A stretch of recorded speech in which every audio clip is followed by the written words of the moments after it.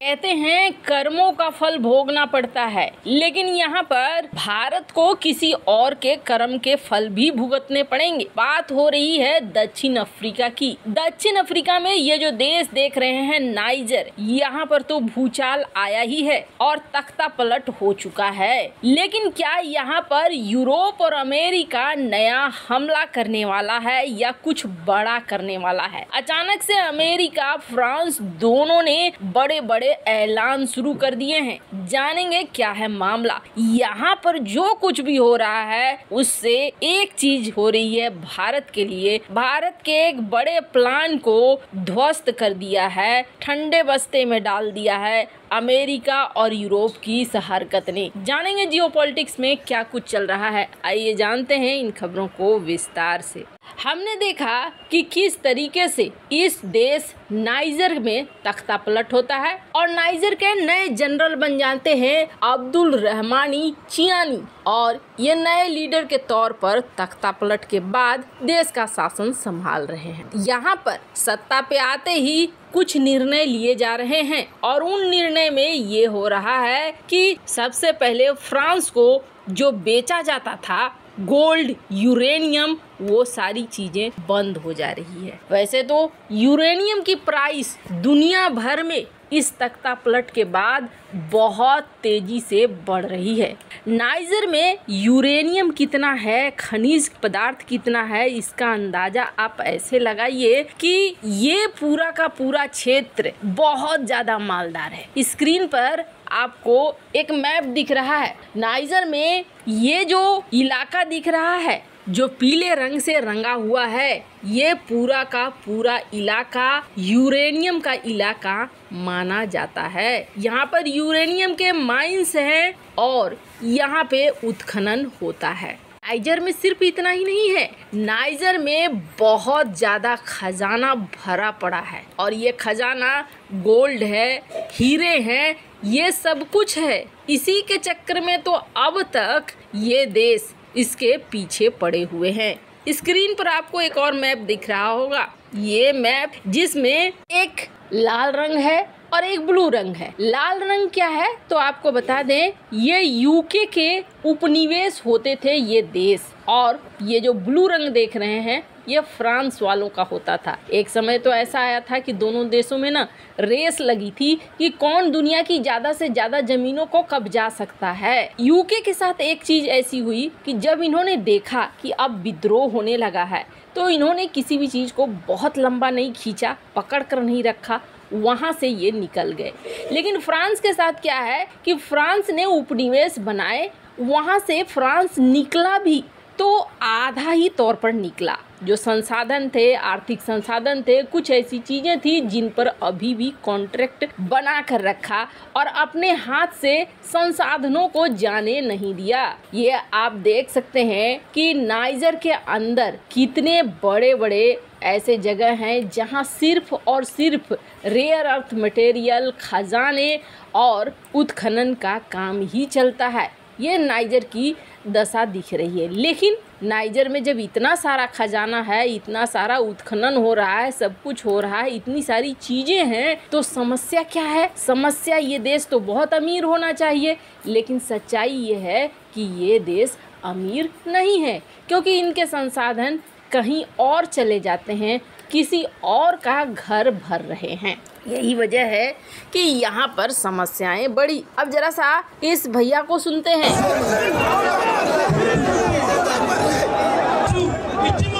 Nous avons l'uranium, nous avons le diamant, nous avons l'or, nous avons le pétrole, et on vit comme des esclaves. Pourquoi? Jusqu'à quand? On ne pourra pas l'accepter. La base française du Niger doit quitter. On n'a pas besoin de Français pour nous sécuriser. Vraiment, ils sont braves et je les soutiens. ये क्या कह रहे हैं? इस वक्त Africa के अंदर France के खिलाफ एक बड़ा माहौल बना हुआ है। ये कह रहे हैं कि हमारे पास यूरेनियम है, हमारे पास डायमंड है, हमारे पास सोना है, हमारे पास तेल है, लेकिन अभी भी हमारी जिंदगी गुलामों वाली है। हमें नहीं चाहिए सुरक्षा, फ्रांस के बेस हटा लो, फ्रांस के सेना हमें नहीं चाहिए यहाँ पर। अब यही बात है कि फ्रांस के खिलाफ एक बड़े प्रदर्शन, बड़े रूप को इस इलाके में देखा जा रहा है।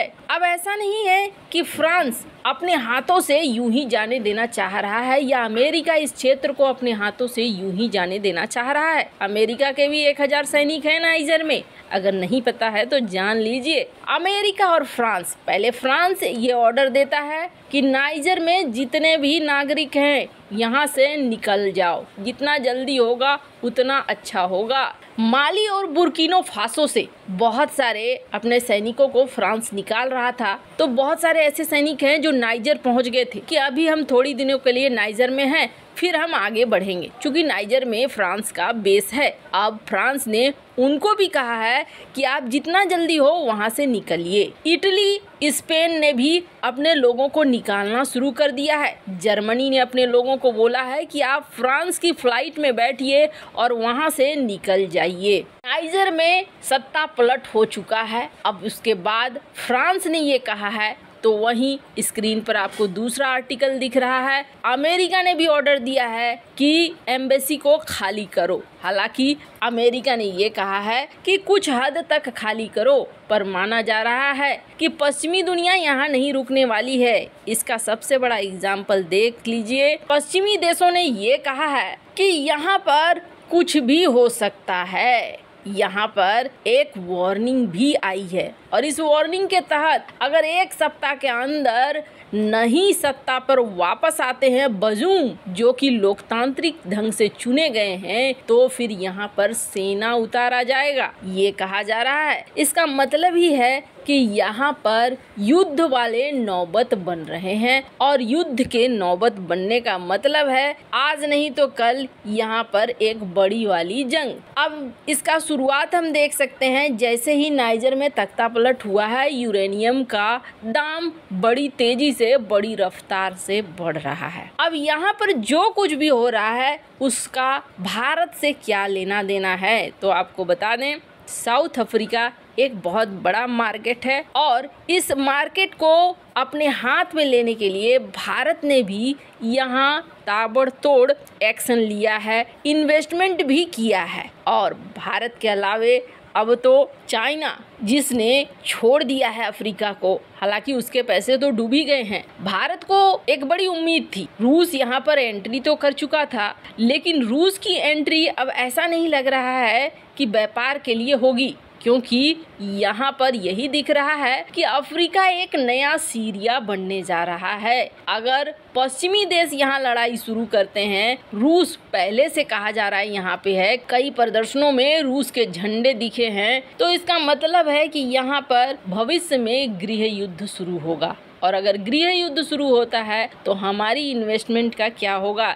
एक के बाद एक अफ्रीकी देश जरूर जुड़ते जाएंगे और ये तो तय माना जा रहा है कि ये रीजन आने वाले समय में और भी ज्यादा उबलेगा। भारत के हितों को यहाँ पर नुकसान ऐसे पहुँच रहा है कि एक तो भारत यहाँ इन्वेस्टमेंट कर रहा है और दूसरी बात यह है कि भारत के लिए ये एक बड़ा बाजार था, पर अब भारत के लिए ये आगे बाजार रहता है या नहीं रहता है, ये तो पश्चिमी दुनिया ही बताएगी। खैर, फ्रांस का अपना वर्जन है। फ्रांस ये कह रहा है कि यहाँ एक लोकतांत्रिक सरकार थी, जनता द्वारा चुनी गई सरकार थी और जो चीजें हो रही हैं वो गलत हैं, तख्ता पलट नहीं होना चाहिए। वैसे आपको क्या लगता है, क्या फ्रांस सही है या फिर नाइजर सही है? कमेंट कर अपनी राय जरूर बताएं। जल्द मिलते हैं अगले वीडियो में नई खबर के साथ।